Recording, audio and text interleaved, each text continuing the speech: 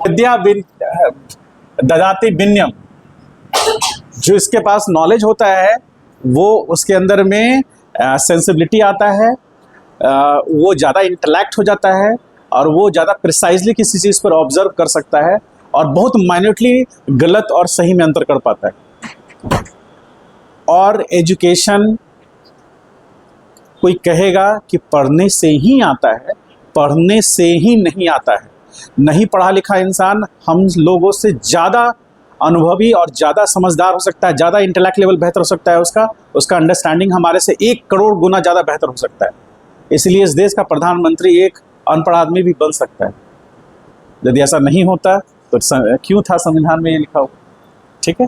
लेकिन हम लोग अपने समाज में जुड़ करके ये चीज़ को मान लेते हैं कि हम जो कर रहे हैं वही सही है, क्योंकि हमारा नर्चर, हमारा परवरिश उस तरह से होता है, ठीक है। आइए आज हम लोग बात करते हैं किस टॉपिक पर,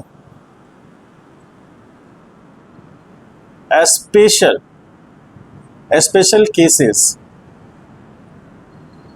of vector addition. Special cases of vector addition.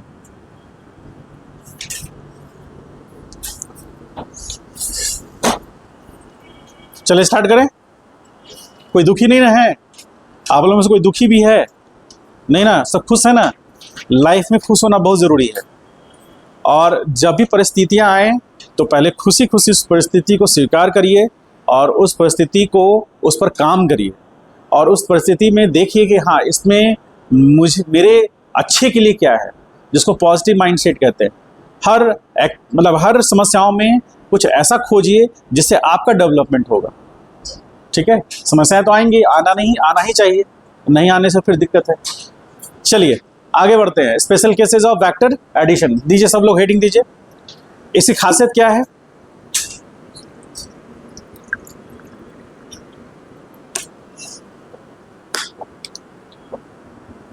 Camera on है? चल रहा है? ठीक है। देखिए special cases of vector addition में सबसे पहला हम देखेंगे ए, फर्स्ट केस मतलब ऐसा केस जिसमें हम मान के चलेंगे दोनों के बीच का एंगल, किसका, vector A and vector b के बीच का एंगल कितना है? 0 डिग्री है, ठीक है। उसके अकॉर्डिंग हम डिसाइड ये करेंगे कि अलग अलग केसेस में क्या क्या उसका रिजल्टेंट आना चाहिए। ध्यान से समझिएगा, स्टेप बाय स्टेप चलते हैं हम लोग, ठीक है।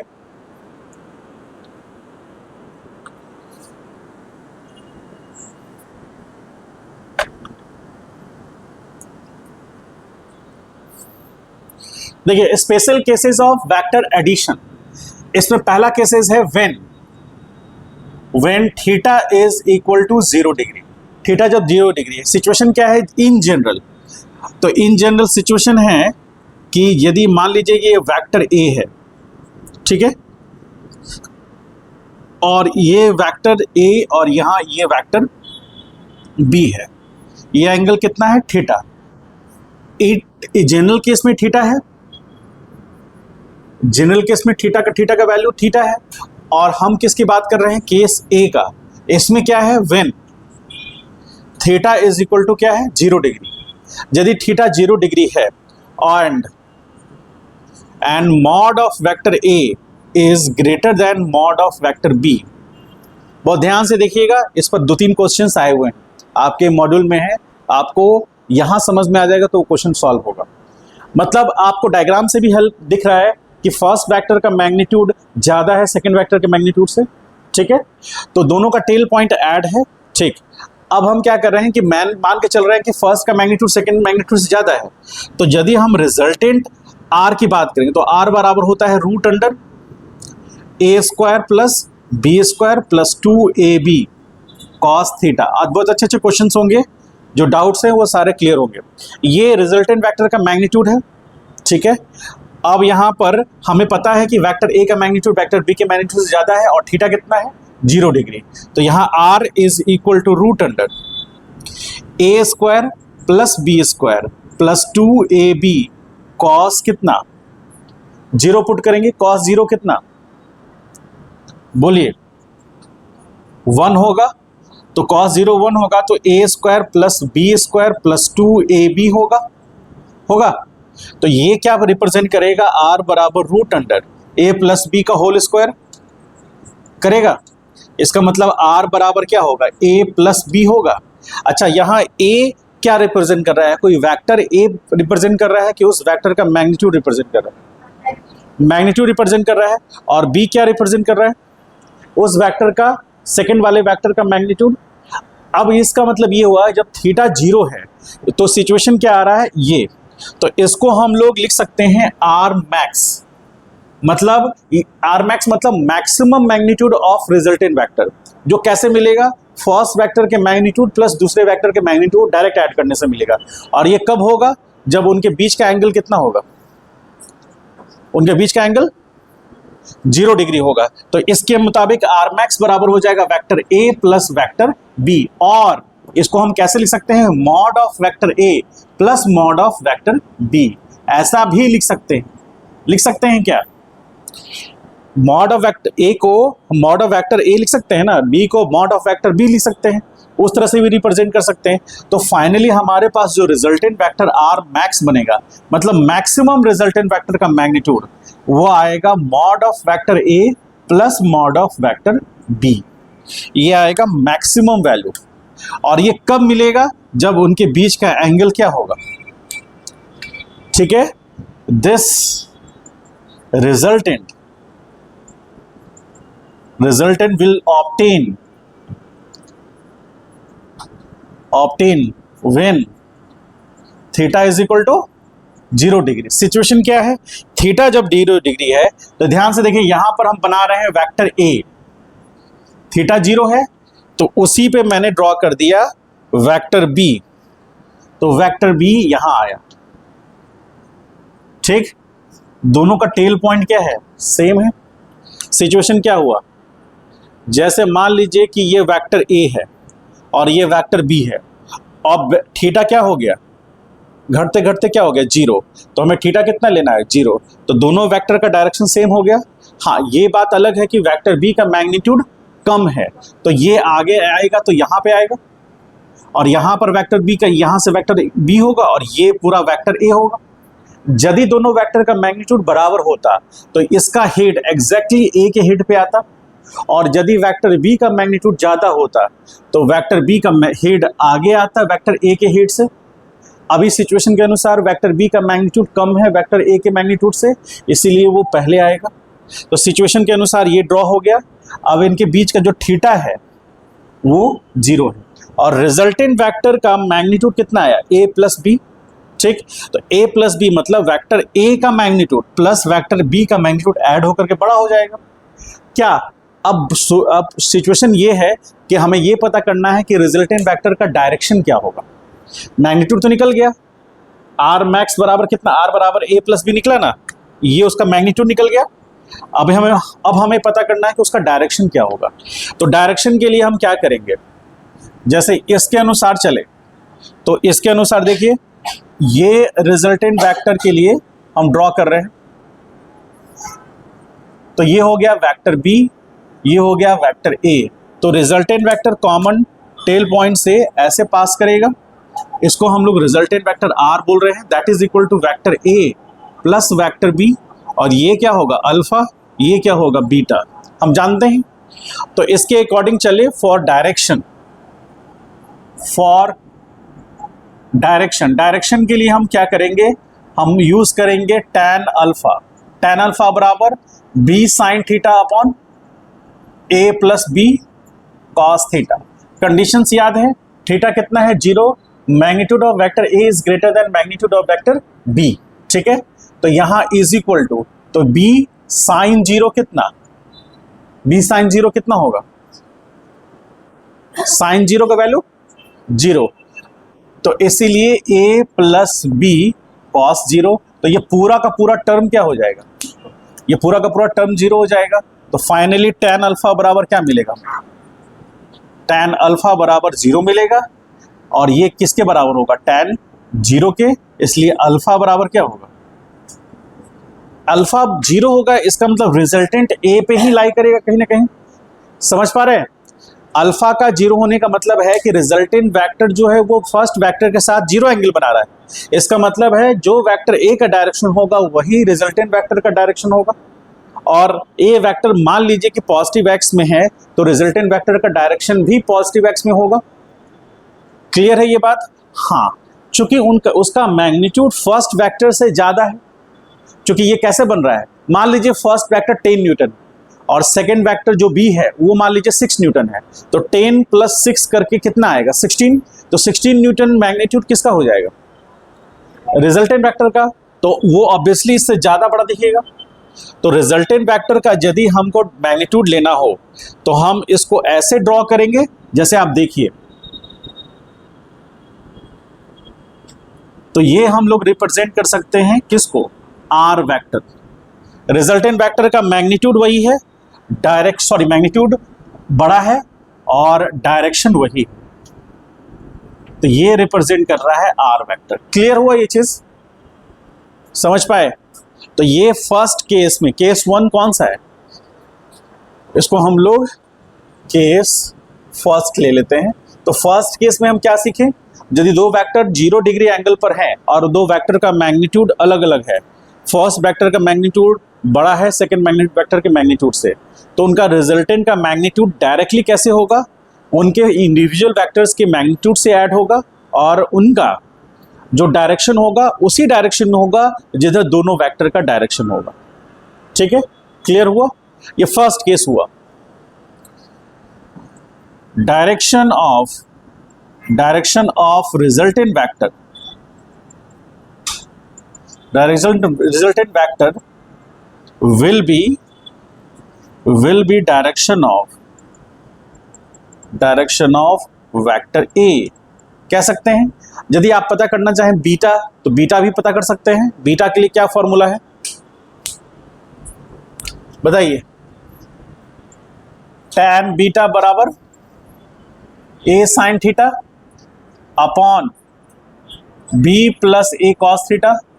तो थीटा फिर से क्या हुआ, अरे बोलो 0, ये भी 0, इसलिए फिर फाइनल रिजल्ट क्या आएगा, tan beta is equal to 0 बराबर tan 0, तो बीटा इज इक्वल टू क्या हो गया 0। तो इस केस में यहाँ थीटा 0 होगा, यहाँ अल्फा बराबर 0 होगा और यहाँ बीटा बराबर भी 0 होगा। अल्फा पता है, angle between vector A first vector and resultant vector, beta angle between second vector and resultant vector, और theta angle between two vectors. तो यहाँ थीटा भी 0 है, अल्फा भी 0 है और बीटा भी 0 है। समझ गए?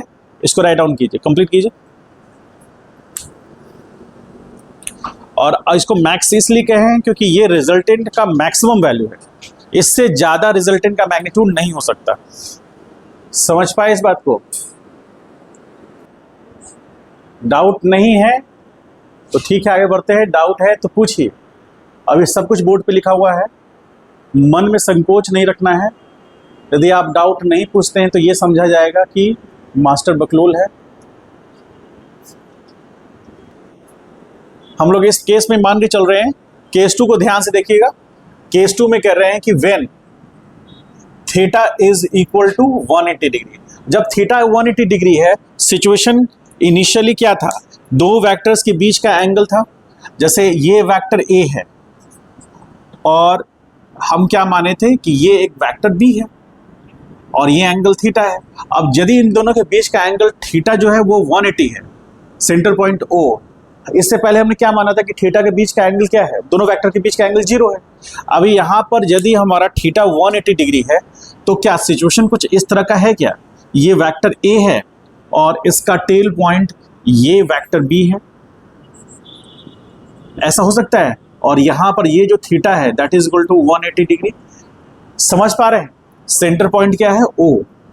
जब थीटा का वैल्यू हमने 180 डिग्री लिया है तो ये सिचुएशन बना, ठीक है। ये सिचुएशन याद कीजिए कुछ नेगेटिव वेक्टर जैसा है, बस अंतर ये है कि इस वेक्टर का मैग्नीट्यूड A वेक्टर के मैग्नीट्यूड से कम है। तो हम क्या अज्यूम कर रहे हैं कि थीटा क्या है 180 degree and mod of vector A is greater than mod of vector B। इसका मतलब सेकंड वेक्टर का मैग्नीट्यूड कम है फर्स्ट वेक्टर के मैग्नीट्यूड से, ठीक है। अब हम यहां पर बात कर रहे हैं रिजल्टेंट वेक्टर आर का। तो आर बराबर रूट अंडर ए square plus B square plus 2ab cos theta. अभी पूरी तरह से फोकस कीजिए, यहीं पर सब कुछ निकल के सामने आएगा। थीटा का वैल्यू यदि हम 180 पुट करेंगे तो इस सिचुएशन में आर बराबर हो जाएगा रूट अंडर ए square plus B square plus 2ab cos 180। और पूरा दुनिया जानता है कॉस 180 का वैल्यू कितना होता है, -1, चूंकि सेकेंड क्वाड्रेंट में होगा, जीरो से ही आगे बढ़ेगा। जैसे सिचुएशन के अनुसार थोड़ा देख लीजिए, इस पॉइंट पर थीटा 0 है तो कॉस 0, अब यहां से 180 तो कॉस 180, तो रिपीट वही करेगा लेकिन नेगेटिव वैल्यू होगा, क्योंकि सेकेंड और थर्ड क्वाड्रेंट के बीच में कॉस क्या होता है, नेगेटिव होता है। सेकेंड क्वाड्रेंट और थर्ड क्वाड्रेंट में कॉस नेगेटिव होता है, इसलिए 180 पर वो नेगेटिव वैल्यू देगा। और 180 पर हर ट्रिग्नोमेट्रिकल फंक्शन साइन हो, कॉस हो, टेन हो, 180 पर अपने वैल्यू को रिपीट करता है। जैसे साइन 90 का वैल्यू कितना होता है, साइन 90 का वैल्यू 1, और ये आ जाएगा साइन 270 का, तो ये कितना होगा, ठीक है। जैसे यहां से यहां आने में कितना डिग्री हुआ, 180 हुआ ना। आप समझ पा रहे हैं इस बात को। जैसे यहां पर ये हमारा क्या है, x है, ये हमारा x डैश है, ये y है और ये y डैश है। तो क्या x से x डैश आने में 180 डिग्री एंगल हुआ, तो y से y डैश आने में भी 180 होगा ना, होगा कि नहीं होगा। और 90 ऑलरेडी कवर किए हुए हैं, तो 90 में 180 जोड़ेंगे तो कितना आएगा, 270, तो 270 ये एंगल होगा। तो जब साइन 90 पर हमको क्या मिल रहा है, 1, तो वो अपने वैल्यू को रिपीट करेगा। बस हमें ये देखना है कि उस क्वाड्रेंट में साइन या कॉस या टैन जो हम ले रहे हैं ट्रिग्नोमेट्रिकल फंक्शन, उसका नेचर क्या है। तो सेकंड, थर्ड और फोर्थ क्वाड्रेंट के बीच में है ये, तो थर्ड और फोर्थ क्वाड्रेंट में साइन पॉजिटिव होता है कि नेगेटिव होता है, नेगेटिव होता है, इसीलिए साइन का वैल्यू यहाँ माइनस हो गया। और वो मैंने बोला ना 180 पे अपने आप को रिपीट करेगा, तो साइन 90 का वैल्यू सब लोग जानते हैं, इसलिए 180 पर अपने वैल्यू को रिपीट करेगा, तो 1 तो होगा ही होगा। अब प्लस होगा कि माइनस होगा, इस बात पर डिपेंड करेगा कि उस पॉइंट पर साइन का वैल्यू पॉजिटिव होता है या नेगेटिव होता है, समझे। जैसे कॉस एक्स एक्सिस पर हम मान के चल रहे हैं, कॉस थीटा का वैल्यू 0, तो कॉस 0 कितना, 1, तो 180 पे अपने वैल्यू को रिपीट करेगा, 1 तो होगा ही, लेकिन प्लस होगा या माइनस होगा, इस बात पे डिपेंड करता है कि वो कौन से क्वाड्रेंट के बीच में है। तो कॉस के लिए सेकंड और थर्ड क्वाड्रेंट के बीच में है, उसमें कॉस नेगेटिव होता है, इसीलिए 180 पर -1 होगा। और साइन चूंकि थर्ड क्वाड्रेंट और फोर्थ क्वाड्रेंट के बीच में नेगेटिव होता है, इसीलिए साइन 270 का वैल्यू क्या होगा, -1। अब आप पता करने की कोशिश कीजिएगा कि यदि साइन 0 है तो साइन 0 का वैल्यू, साइन 0 का वैल्यू 0, 180 पे रिपीट करेगा, फिर से 0 होगा। अब -0 + 0 कोई मीनिंग नहीं है, इसलिए साइन 180 का वैल्यू क्या होगा, 0 होगा। अब मान लीजिए tan, तो tan 0 का वैल्यू 0, 180 का वैल्यू भी 0 होगा, समझ गए। आइए अब यहां पे आइए, तो इसके अनुसार तो 180 के वैल्यू हम -1 लेंगे, तो रिजल्टेंट वेक्टर r का मैग्नीट्यूड r बराबर रूट अंडर यहां a square plus b square और ये प्लस 2ab -1, तो r is equal to root under, ध्यान से देखिएगा, a square plus b square minus 2ab। क्या इसको देखकर कुछ याद आ रही है क्या। तो रिजल्टेंट वेक्टर r बराबर root under a minus b का होल स्क्वायर, तो r is equal to a minus b। This implies r vector can be written as mod of a vector minus mod of b vector, ठीक है। समझ गए इस बात को, ध्यान से समझे। तो यहां पर रिजल्टेंट वेक्टर का जो मैग्नीट्यूड आया है वो a माइनस b करके आया है, यानी कि यदि रिजल्टेंट वेक्टर हमको निकालना है उसका मैग्नीट्यूड, तो वेक्टर a का मैग्नीट्यूड माइनस वेक्टर b का मैग्नीट्यूड करेंगे। और यहां पर कौन ज्यादा है, वेक्टर a का मैग्नीट्यूड ज्यादा है, फर्स्ट वेक्टर का मैग्नीट्यूड ज्यादा है। यदि मान लेते हैं कि फर्स्ट वेक्टर और सेकंड वेक्टर दोनों का मैग्नीट्यूड बराबर हो जाए, मतलब फर्स्ट वेक्टर का मैग्नीट्यूड जितना है उतना ही सेकंड वेक्टर का मैग्नीट्यूड, तो रिजल्टेंट बराबर क्या होगा, फर्स्ट वेक्टर का मैग्नीट्यूड माइनस सेकंड वेक्टर का मैग्नीट्यूड, और वो माइनस होके क्या हो जाएगा, 0। याद कीजिए, आज से 4000 साल पहले हम लोगों ने डिस्कशन किया था। कौन सा पॉइंट डिस्कशन किया था? कि हमारा एक फ्रेंड है जो ए है, वो पॉजिटिव नेगेटिव एक्स एक्सिस में फोर्स लगा रहा है 4 न्यूटन का, और एक सेकंड फ्रेंड है जो 3 न्यूटन का इधर फोर्स लगा रहा है। तो 3 न्यूटन का फोर्स इधर लगाया, 4 न्यूटन का इधर, दोनों के बीच का एंगल कितना है? 180, यानी केस 2 है। यदि इसका मैग्नीट्यूड 4 न्यूटन है, इसका 3 न्यूटन, तो कितना मैग्नीट्यूड होगा? नेट फोर्स का मैग्नीट्यूड क्या होगा? 1 न्यूटन। और किधर एक्ट करेगा? जिधर ज्यादा फोर्स है। अब ये एंगल निकाल के दिखाएंगे। मान लीजिए कि दोनों का मैग्नीट्यूड बराबर है, ए का भी मैग्नीट्यूड उतना ही है जितना बी का, तो नेट इफेक्ट क्या होगा? 0। आप यहां पर देखिए, यदि ए का मैग्नीट्यूड बी के मैग्नीट्यूड के बराबर होगा तो रिजल्टेंट कितना हो जाएगा? 0। तो एक जहां वैल्यूज ऐड हो रहे हैं और एक जहां वैल्यू नेगेटिव हो, मतलब माइनस हो रहे हैं, तो माइनस वाला मिनिमम होगा और जहां ऐड हो रहे हैं वो मैक्सिमम होगा। तो यहां पर क्या हम ऐसा लिख सकते हैं?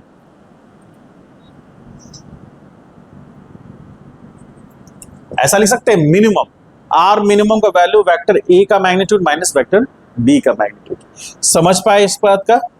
और यदि हम यहां पर ऐसा लिख दें कि if mod of A is equal to mod of B, जो कि नहीं था, मान लेते हैं, तो आर मिनिमम क्या होगा? बराबर ए माइनस ए, कैंसिल आउट होकर के 0। और जब कोई वेक्टर का मैग्नीट्यूड 0 होता है तो वो वेक्टर कैसा कहलाता है? नल वेक्टर कहलाता है। ठीक है, अब यहां पे आ जाइए। अब हम डायरेक्शन की बात करते हैं, डायरेक्शन का। तो डायरेक्शन के लिए हमें पता है tan अल्फा, तो tan अल्फा बराबर क्या होगा? b sin theta upon a plus b cos theta. तो b हमें पता है, b एज इट इज है। साइन कितना? 180। साइन 180 का वैल्यू कितना होगा? अरे बोलो, नहीं सुनिया, जोर से बोलो। जय माता दी। तो 0 आया tan अल्फा का वैल्यू, इसका मतलब है कि tan 0 होगा और अल्फा बराबर क्या हो गया? 0। अल्फा 0 होने का मतलब क्या हुआ? अल्फा 0 होने का मीनिंग हुआ कि रिजल्टेंट वेक्टर फर्स्ट वेक्टर के साथ 0 एंगल बना रहा है। इसका मतलब कि जो रिजल्टेंट वेक्टर का डायरेक्शन है वो फर्स्ट ए वेक्टर का डायरेक्शन है, यानी कि फर्स्ट वेक्टर का जो भी डायरेक्शन होगा वही रिजल्टेंट वेक्टर का। समझ पाए इस बात को? तो फर्स्ट वेक्टर का डायरेक्शन इधर है, तो रिजल्टेंट वेक्टर का भी डायरेक्शन उधर ही होगा। अब मुझे एक चीज ये बताइए कि रिजल्टेंट वेक्टर का मैग्नीट्यूड फर्स्ट वेक्टर के मैग्नीट्यूड के बराबर होगा, उससे कम होगा, उससे ज्यादा होगा?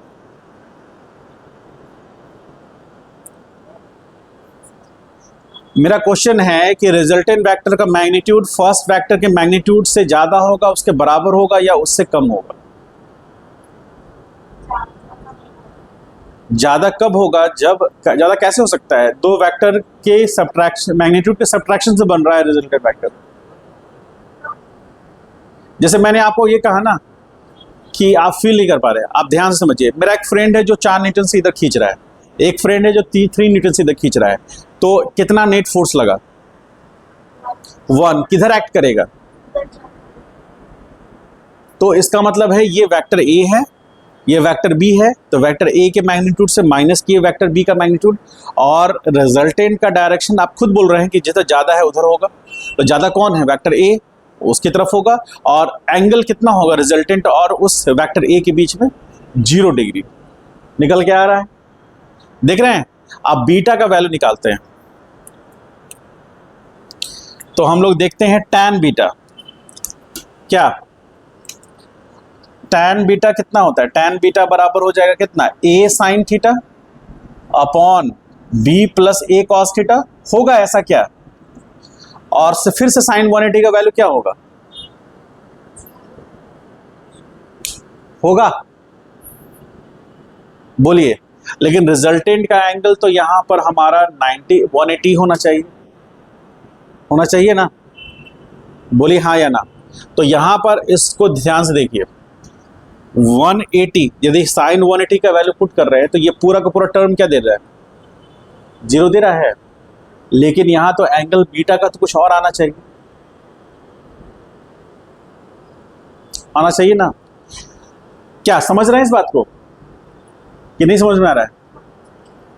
अरे रिजल्टेंट वेक्टर किधर एक्ट कर रहा है? वेक्टर ए की तरफ। तो रिजल्टेंट वेक्टर और सेकंड वेक्टर के बीच का एंगल क्या कहलाता है? बोलिए, बीटा। तो अब यदि अब आपको ये पता चल गया कि कितना माने हैं, फर्स्ट वेक्टर का मैग्नीट्यूड मैंने माना कि 10 न्यूटन है और सेकंड वेक्टर का मैग्नीट्यूड मैंने 6 न्यूटन माना है। तो ऑब्वियसली फर्स्ट वेक्टर का मैग्नीट्यूड 10 है और सेकंड का 6 है, तो माइनस करने से कितना बचेगा? 4। तो ये रिजल्टेंट वेक्टर का मैग्नीट्यूड होगा ना, और एरो में रिजल्टेंट वेक्टर का मैग्नीट्यूड दिखेगा जो कि फर्स्ट वेक्टर के मैग्नीट्यूड से कम होगा। ठीक है, तो इस केस में ये r होगा रिजल्टेंट वेक्टर का डायरेक्शन है और यही छोटा सा लेंथ उसका मैग्नीट्यूड। ठीक है, तो ये सिचुएशन हो गया। और यहां पर बीटा, ये बीटा को रिप्रेजेंट कर रहा है। बीटा कितना है? 180। थीटा कितना है? 180। अल्फा कितना है? 0।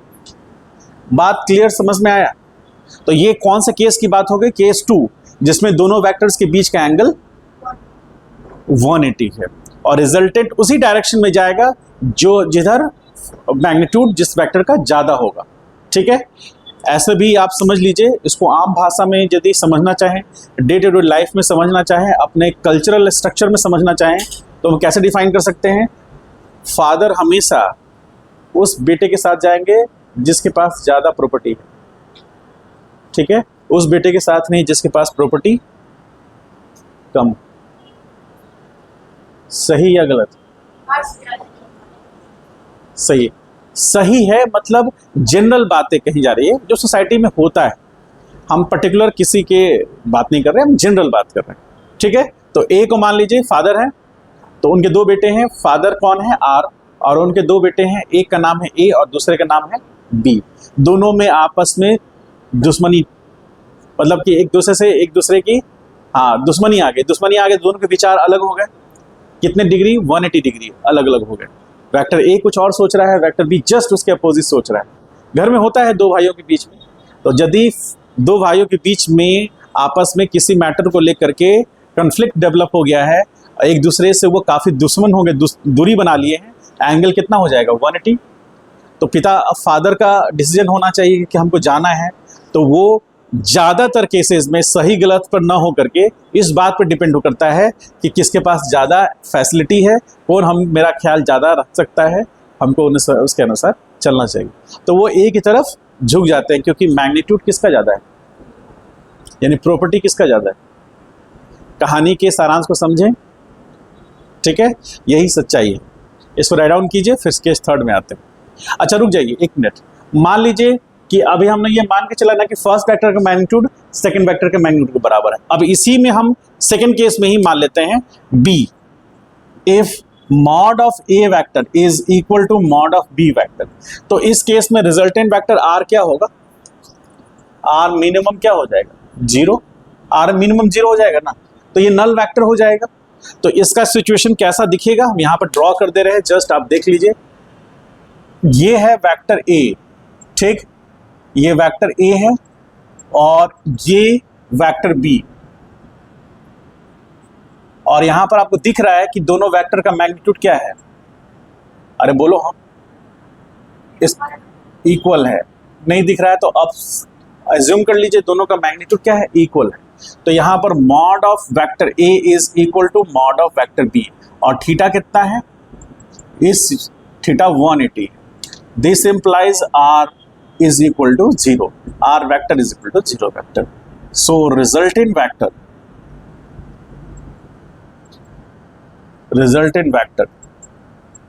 will be null vector.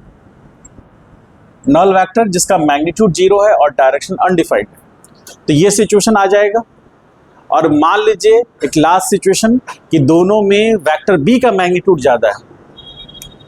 समझ गए? वेक्टर बी का मैग्नीट्यूड ज्यादा है, तो अब रिजल्टेंट कैसे टर्न करेगा देखिए। मैग्नीट्यूड बी का ज्यादा है तो resultant vector A is equal to root under क्या आया? A square plus B square plus 2ab cos theta. ये तो है ही, तो कॉस 180 हम लोग ले रहे हैं। 180 इसमें हम क्या मान रहे हैं? If mod of A vector is less than mod of B vector, ये लेके चल रहे हैं हम लोग। तो यहाँ आर बराबर दोनों के बीच का एंगल तो 180 है, तो इसीलिए ए माइनस बी का होल स्क्वायर तो आएगा ही आएगा, और आर बराबर क्या आएगा, ए माइनस बी होगा ऐसा। बोलिए, तो इसका मैग्नीट्यूड यानी कि रिजल्टेंट वेक्टर का mod is equal to root under, यहाँ पर 180 यानी कि ए का मैग्नीट्यूड मान लीजिए कम है, बी का मैग्नीट्यूड ज़्यादा है, तो यहाँ माइनस का टर्म नहीं आएगा क्योंकि रिजल्टेंट वेक्टर है, माइनस का टर्म नहीं आएगा, इसको अभी रहने दीजिए, आगे जब स्पेशल केसेस पढ़ाएंगे तो हम इसको पढ़ा देंगे, ठीक है। अभी उसके लिए कोई मत सोचिए, आप इतना तक समझ पाए ये बताइए, ये पॉइंट क्लियर हुआ है, क्लियर है ना। और यहाँ पर जब दोनों वेक्टर का मैग्नीट्यूड बराबर है तो रिजल्टेंट का मैग्नीट्यूड क्या हो जाएगा, zero, magnitude zero, direction undefined, इसलिए नल वेक्टर हो जाएगा। इतना लेके चलिए, आगे जब केसेस आएंगे उसके अकॉर्डिंग करेंगे, ठीक है। ये केस 2 हो गया। केस 3 में आते हैं हम लोग। केस 3 थोड़ा सा और इससे ऊपर है, चलिए देखिए केस नंबर 3 में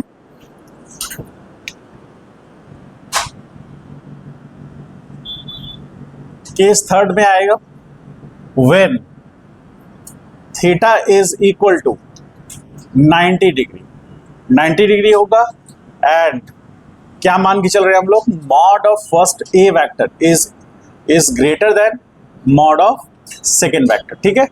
तो उसके अनुसार जो डायग्राम बनेगा वो कैसा होगा,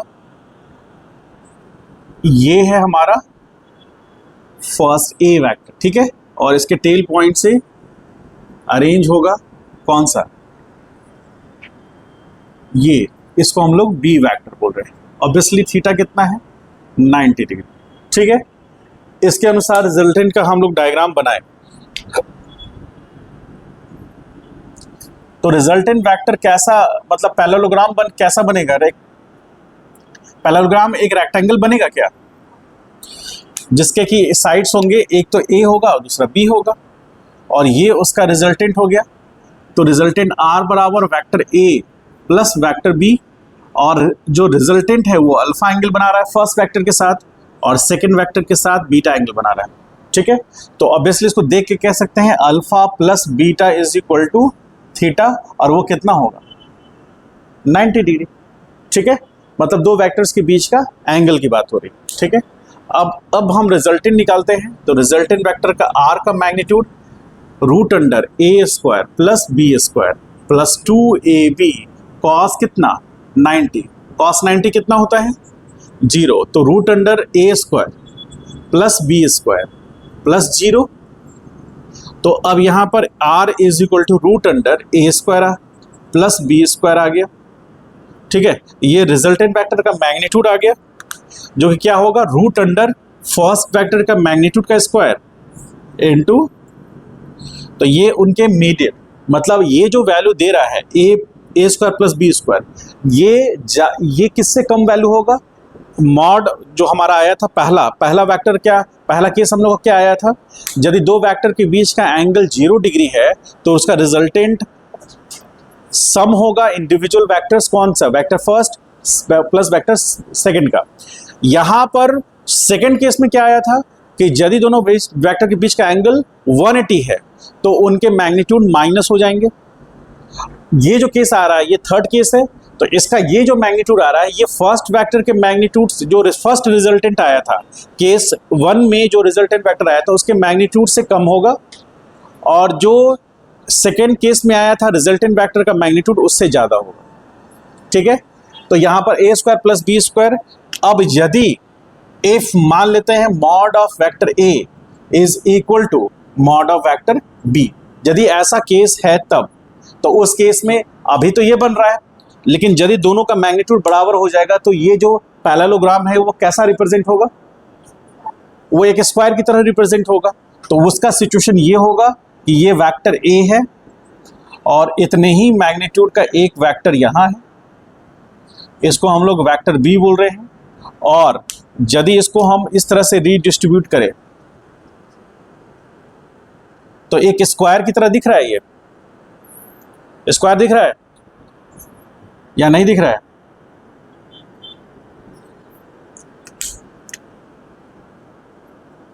तो ये वेक्टर ए हो गया और उसके बाद इसी से कनेक्टेड होगा वेक्टर बी। तो वेक्टर बी के लिए उसका पैरेलल शिफ्टिंग होना जरूरी है। तो ये हो गया वेक्टर बी और ये हो गया वेक्टर ए, और यहाँ से कॉमन टेल पॉइंट से जो रिजल्टेंट पास होगा वो होगा ये वेक्टर। इसको हम लोग आर वेक्टर बोल रहे हैं, R vector, vector A plus vector B. ये वाला डायग्राम और इसमें मेजर डिफरेंस किस बात का है बताइए? इस वेक्टर और इस वेक्टर में मेजर डिफरेंट है ये रेक्टेंगुलर पैरेललोग्राम है,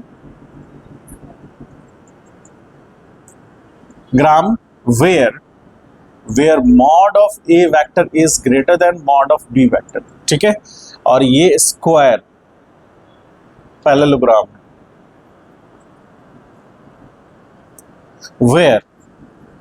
where mod of A vector is equal to mod of B vector, ठीक है। तो इनमें दोनों का मैग्नीट्यूड बराबर होगा। अब इसको लेके हम चलते हैं, ये हो गया, इसको लेके चलते हैं। तो इसके अनुसार ये लेके चल रहे हैं। अब यहां पर दोनों का मैग्नीट्यूड बराबर है तो आर बराबर root under A square plus A square लिख सकते हैं। तो R is equal to root under 2a square. अब a स्क्वायर तो रूट से बाहर आ सकता है तो आ जाएगा रूट अंडर 2a, ऐसा लिख सकते हैं क्या? ये ध्यान रखिएगा, इंपॉर्टेंट है, ये बहुत इंपॉर्टेंट है। इसका मतलब यहां जो रिजल्टेंट वेक्टर आर आएगा वो रूट अंडर 2a, मतलब रूट अंडर 2a मतलब कि कोई भी दो वेक्टर, फर्स्ट वेक्टर या सेकंड वेक्टर के मैग्नीट्यूड का मल्टीप्लिकेशन होगा। रिजल्टेंट वेक्टर आर बराबर root under 2 into magnitude of either first vector और सेकंड वेक्टर, ये रिजल्टेंट का मैग्नीट्यूड होगा, ठीक है। अब हम लोग बात करते हैं, रिजल्टेंट का मैग्नीट्यूड निकल गया। यदि रेक्टेंगुलर हमारा पैरेललोग्राम बन रहा है जिसमें कि फर्स्ट वेक्टर का मैग्नीट्यूड ज्यादा है सेकंड वेक्टर से, उस केस में रिजल्टेंट का मैग्नीट्यूड ये होगा। और यदि दोनों वेक्टर का मैग्नीट्यूड बराबर है तो एक स्क्वायर पैरेललोग्राम बनेगा, उसमें रिजल्टेंट का मैग्नीट्यूड रूट अंडर 2a होगा, ठीक है। अब यदि हम बात करते हैं एंगल का, तो एंगल का केस में यानी डायरेक्शन के लिए, डायरेक्शन, तो डायरेक्शन में हम देखते हैं क्या सिचुएशन है। एंगल कितना है हमारे पास 90 डिग्री, तो tan अल्फा बराबर b sine theta upon a plus B cos theta, ऐसा लिख सकते हैं ना? बोलिए, अब दोनों वेक्टर के बीच का एंगल कितना है? अरे बोलो, b साइन 90 होगा, b साइन 90। अभी हम ये मान के चल रहे हैं कि दोनों का मैग्नीट्यूड बराबर नहीं है। इसके लिए if mod of a is greater than mod of b, तब के लिए लेके चल रहे हैं, तब क्या सिचुएशन आएगा? तो यहां पर b sine theta upon a plus b cos theta, cos कितना? कॉस 90। तो tan अल्फा बराबर, अब यहां पर b बाई a, कॉस 90 की वैल्यू कितना? 0, तो b बाई a होगा। तो alpha, this implies alpha is equal to क्या लिखेगा? tan inverse b by a होगा। अरे हाँ या ना? होगा। तो यदि यहां पर आ गया ये वाला वैल्यू, और यदि मान लेते हैं कि क्या मानते हैं कि दोनों का मैग्नीट्यूड क्या है? Mod of a is equal to mod of b। इस केस में अल्फा बराबर tan अल्फा, या फिर ऐसा कर लीजिए tan alpha is equal to क्या होगा? b भी कितना है? a के बराबर, और a भी a के बराबर है यानी इक्वल 1। तो tan अल्फा बराबर tan 45 होगा। अल्फा बराबर कितना? 45। यानी दो वेक्टर के मैग्नीट्यूड यदि इक्वल है तो उसका रिजल्टेंट फर्स्ट वेक्टर के साथ एंगल कितना बनाएगा? और यहां पर बीटा भी कितना होगा? बीटा भी 45 डिग्री। क्यों? क्योंकि बीटा बराबर क्या होगा? कुछ समझ पाए? अरे कुछ समझ में आया? तो रिजल्टेंट वेक्टर का मैग्नीट्यूड, अब क्यों ऐसा होगा देखिए, यहां पर ये जो परपेंडिकुलर और ये बेस है, तो परपेंडिकुलर का भी मैग्नीट्यूड कितना है? Perpendicular mod of vector a is equal to mod of vector b, यानी कि परपेंडिकुलर का भी मैग्नीट्यूड a होगा, बेस का मैग्नीट्यूड वो ए होगा, इसलिए tan alpha perpendicular by base, इसलिए एंगल 45 डिग्री होगा। समझ गए? बीटा कितना होगा? बीटा भी 45 डिग्री होगा। और आप देख भी रहे हैं कि अल्फा प्लस बीटा कितना है? 90 डिग्री। समझ पाए इस बात को? कोई इसमें डाउट है तो कहिए। क्लियर है? 3 बेसिक केसेस हैं जो हमको याद रखना है। ये थर्ड केस में जब इक्वल नहीं है मैग्नीट्यूड तो क्या होगा, और थर्ड केस में जब मैग्नीट्यूड इक्वल हो जाएगा तो हम केस थर्ड में जब 90 डिग्री एंगल ले रहे हैं तो क्या रिजल्ट मिलेगा। समझ गए? इसको राइट डाउन कीजिए। अब क्वेश्चंस करते हैं हम लोग।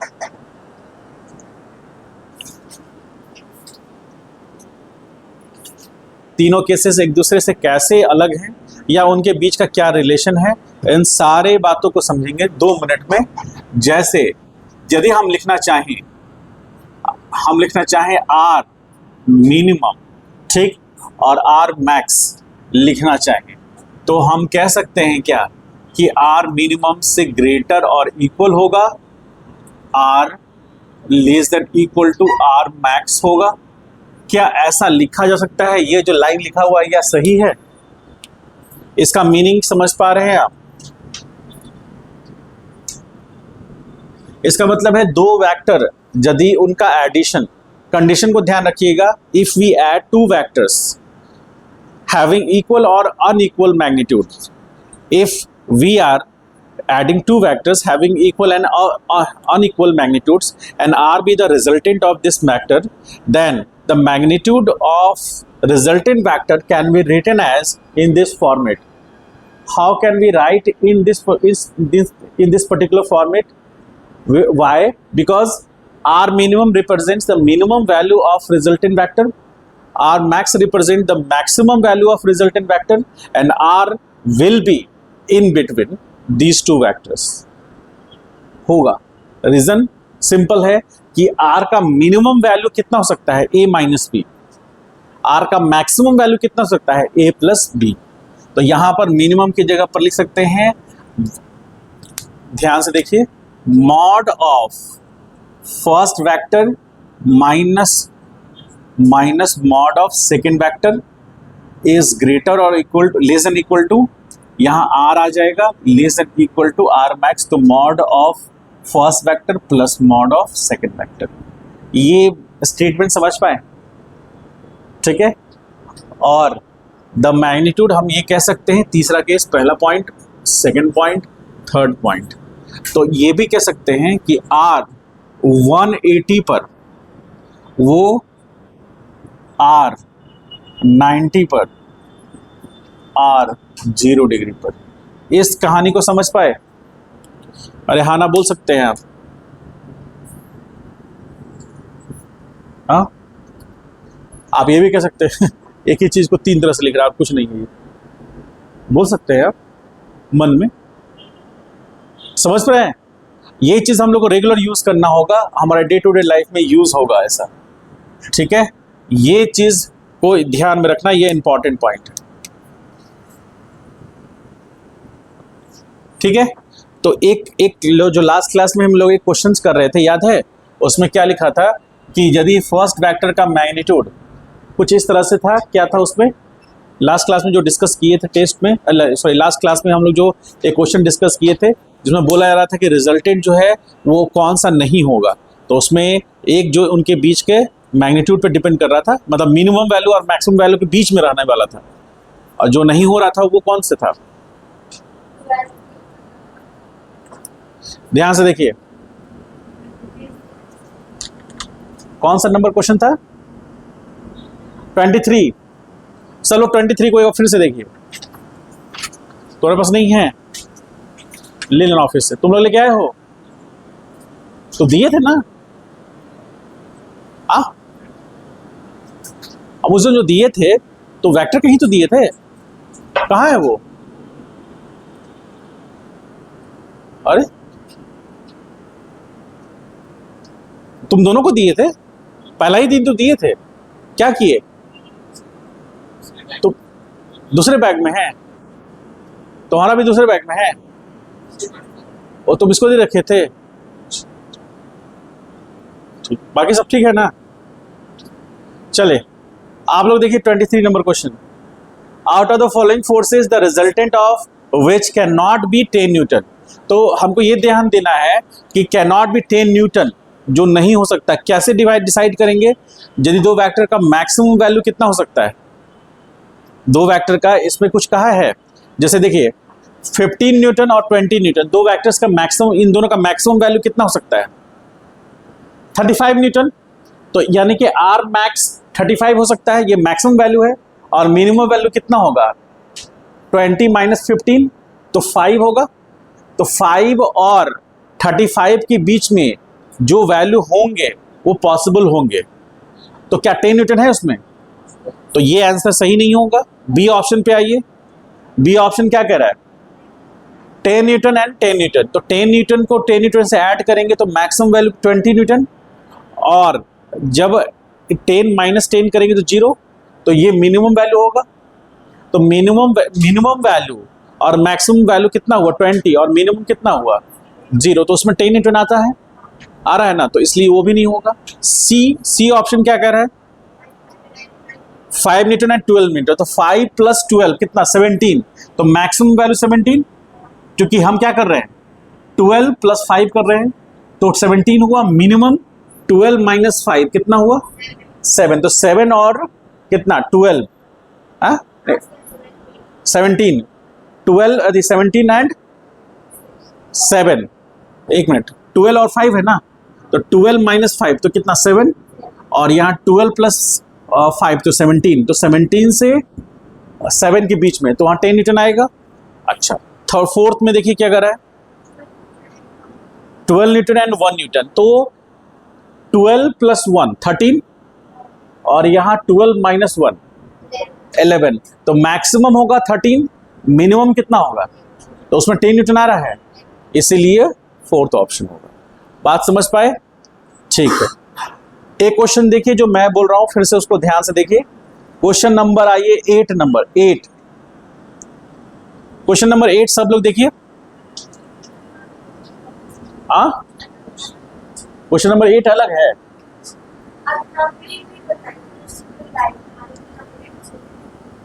क्या ये नंबरिंग नहीं है?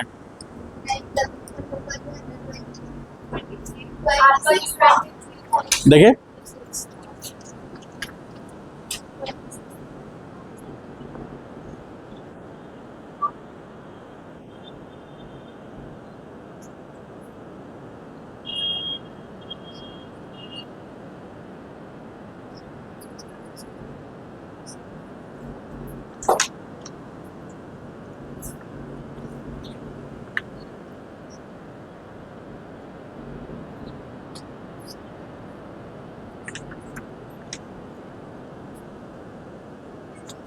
अच्छा ठीक।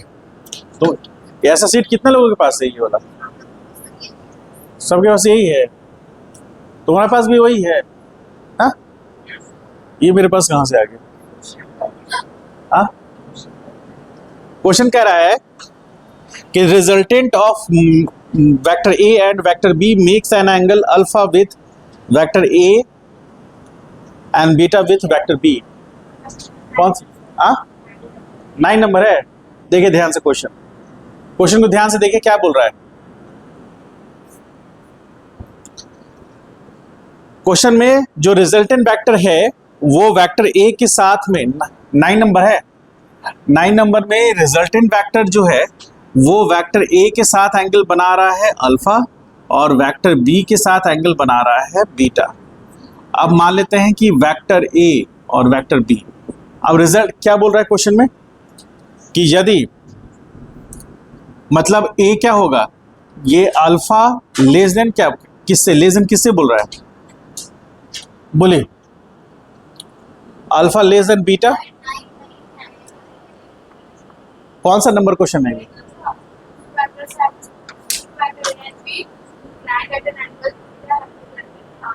नहीं, ये क्वेश्चन नहीं है। Vector A and B makes an angle alpha with vector A, beta with vector B.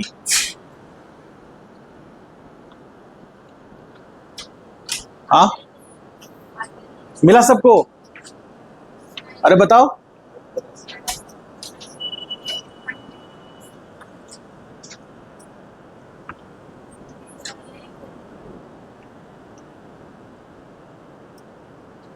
अरे ये क्वेश्चन मिला, तुम लोग तो लेके ही नहीं आए तुम लोग।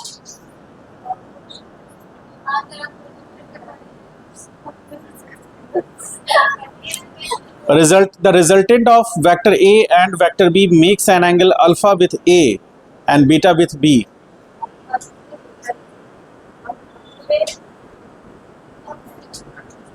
12 नंबर है, ठीक 12 नंबर है। अच्छा कोई बात नहीं, देखिए आप देखिए वेक्टर ए है और वेक्टर बी है, ठीक है। अब क्वेश्चन देख लीजिए, उसको लिखने की जरूरत नहीं है। अब देखिए वेक्टर ए है एंड वेक्टर बी है, हम इन दोनों के बीच का एंगल रिजल्टेंट के साथ क्या क्या था हम पहले भी डिस्कस किए। रिजल्टेंट वेक्टर वेक्टर ए के साथ कितना एंगल बनाएगा, अल्फा, और वेक्टर बी के साथ बीटा। तो ऑप्शन में बोल रहा है, पहला ऑप्शन बोल रहा है कि alpha is less than beta, और बी ऑप्शन बोल रहा है alpha is less than beta if A is less than B, ठीक है। सी में बोल रहा है alpha is less than beta if A is greater than B, ठीक है। और डी में बोल रहा है, डी में alpha is less than beta if A is equal to B. कौन सा ऑप्शन सही होगा,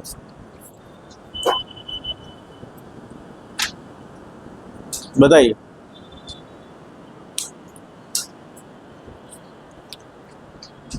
बोलिए।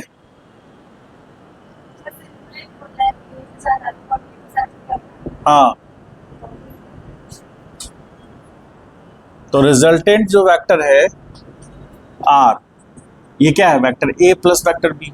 तो आपसे पूछ रहा है कि अल्फा बड़ा होगा बीटा से या बीटा बड़ा होगा अल्फा से, उसका कंडीशन दे रखा है alpha is less than beta, बस ये छोड़ दिया।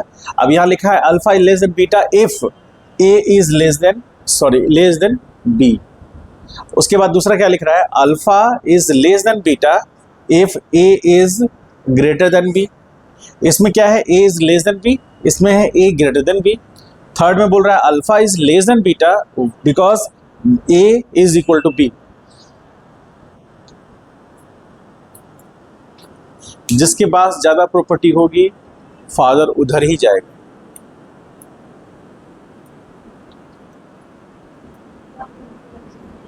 हाँ, 180 वाला केस।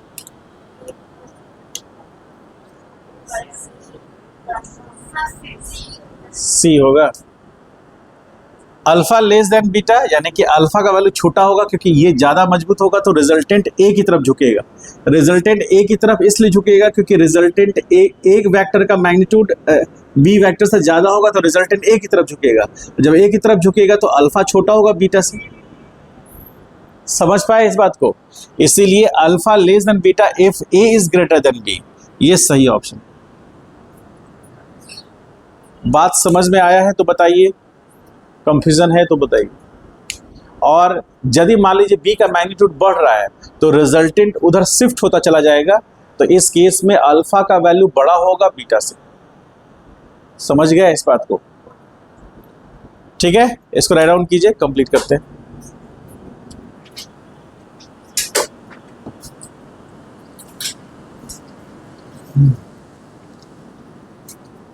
जाओ तो मनीष भैया को बुलाओ तो।